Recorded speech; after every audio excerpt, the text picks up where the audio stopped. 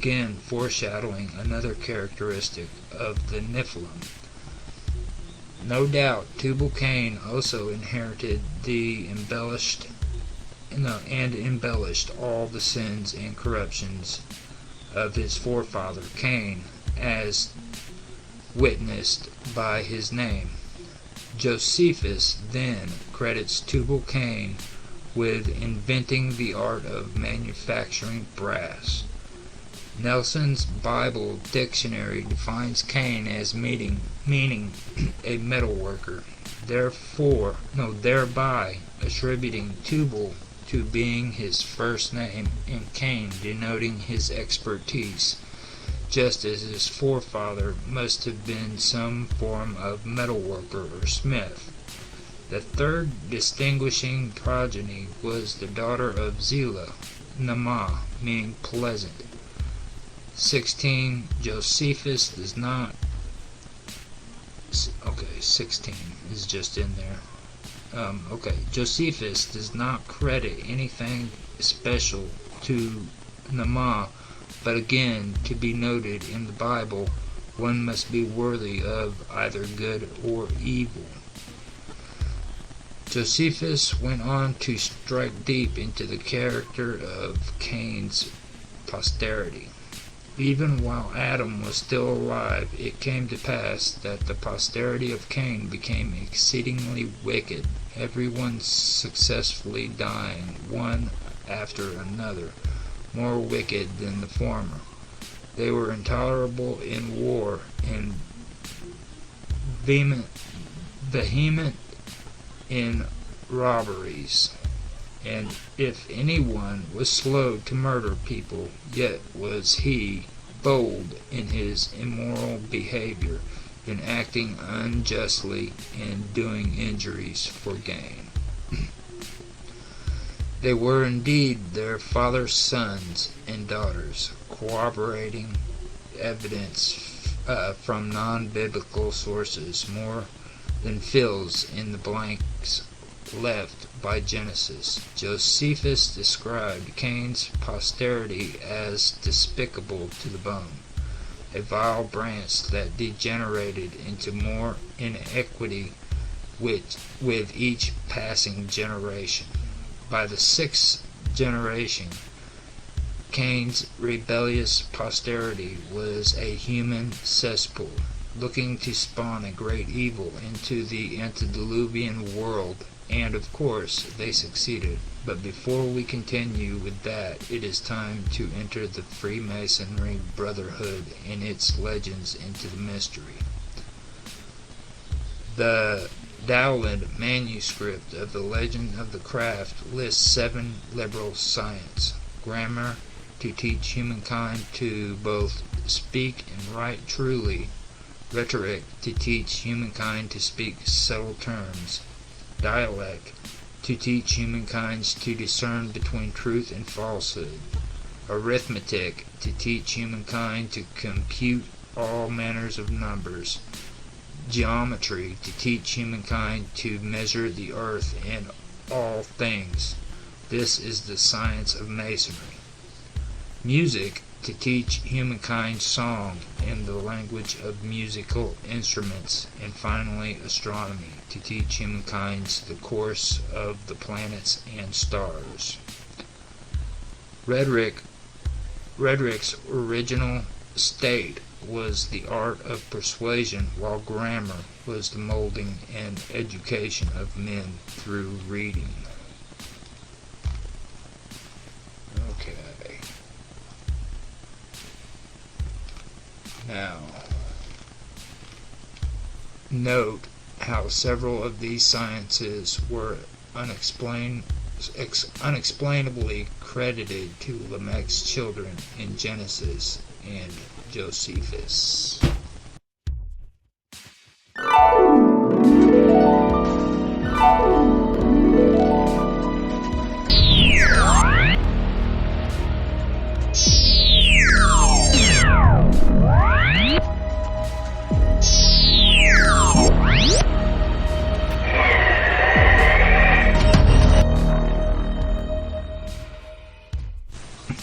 ranked second in seniority of the long list of the old charges of craft masonry, the Cook manuscript, bearing the name of the London publisher Matthew Cook, who published its first transcription in 1861, differs in several ways from its predecessor, the Regius.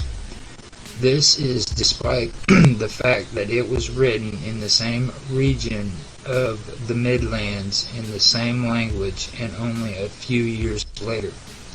It has long been stated that the Regius was written between 1370 and 1450, so that the Cook is dated, but without formal assurance, around the year 1410 to 1475. The context from 1390 Regius to 1410 Cook many political and military upheavals affected the lives of England and France.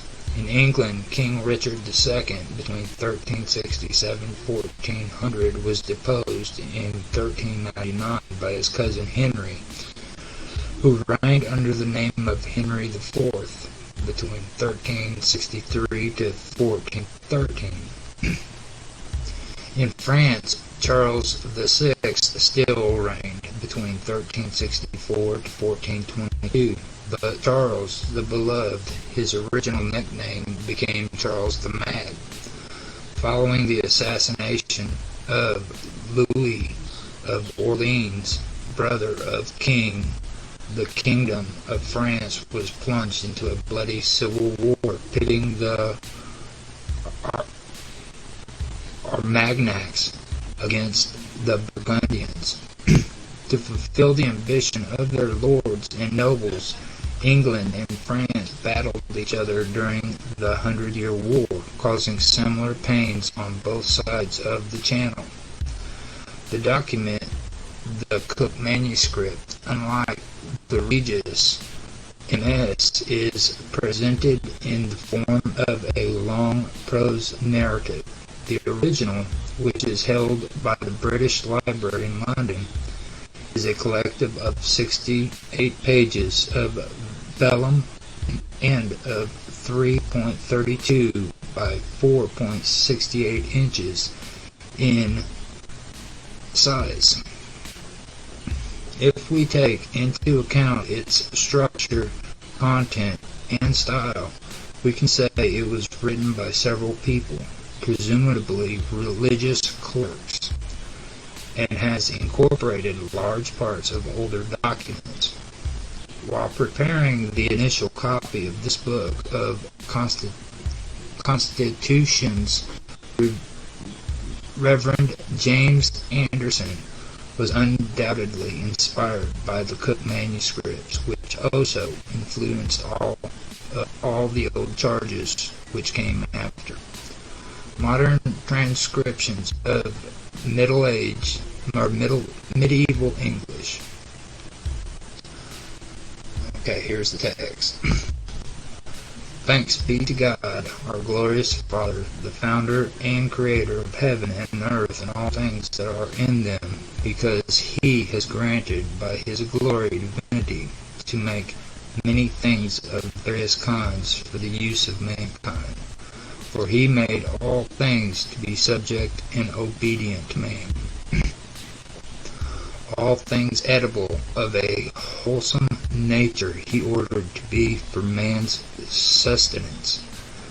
Moreover, he has given to man understanding and the knowledge of various things and crafts, by which we may work in this world, in order to earn our livelihood and fashion many objects, pleasant in the sight of God, and also for our own ease and profit. To go over all these matters here would take too long in the writing or telling, so I will refrain. But I will nevertheless tell you some, for instance, how in what manner the science of geometry was first invented and who were the founders of it, as well as of several other crafts, as is told in the Bible and other histories. How and in what manner this worthy science of geometry began, I will tell you. As I said before, you should know that there are several liberal sciences from which 7 all other scientists and crafts in the world were first found out, but especially geometry, which is the first cause of all the others that are called the 7 sciences. These 7 sciences as follows. The first, which is called the foundation of all sciences, is grammar, which teaches us to write and speak correctly. The second is rhetoric, which teaches us to speak elegantly. The third is dialectic, which teaches us to discern the true from the false, and is usually called art or logic. The fourth is arithmetic, which instructs us in the science of number, to calculate, to make accounts. The fifth is geometry, which teaches us all about methods of measurement, measure, and weights, and all kinds of handicrafts. The sixth is music, which teaches us the art of song by notes for voice, and on the organ, trumpet, and harp, and all of things pertaining to them. The seventh is astronomy, which teaches us the course of the sun and the moon and the other stars and planets of the heavens. Our intent is principally to treat of the first foundation of the worthy science of geometry and who its founders were. As I said before, there are 7 liberal sciences, that is to say, 7 sciences of crafts that are free in themselves, which 7 exist only through geometry. And geometry may be described as earth measuring, et sic dici a geo, q and r, ter a Latin, and metro quad emen ura u gemetri I mens are terrae ulterae terra rum, which is to say, in English, that the word geometry is derived from geo, which is Greek for earth, and metron, or measure. That is how the word geometry is compounded and means the measure of the earth. And I'm pretty sure I messed up that. I'm sure that's Latin, but I'm pretty sure I messed up the pronunciation on that. Don't be surprised because I said that all scientists exist only through the science of geometry. This is no art or handicraft made by one's hands that is not made through geometry, which is a main factor in it,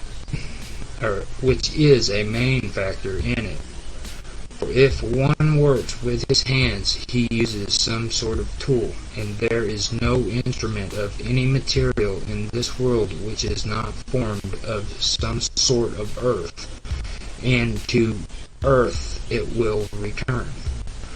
There is no instrument or tool to work with that does not have some proportion, more or less,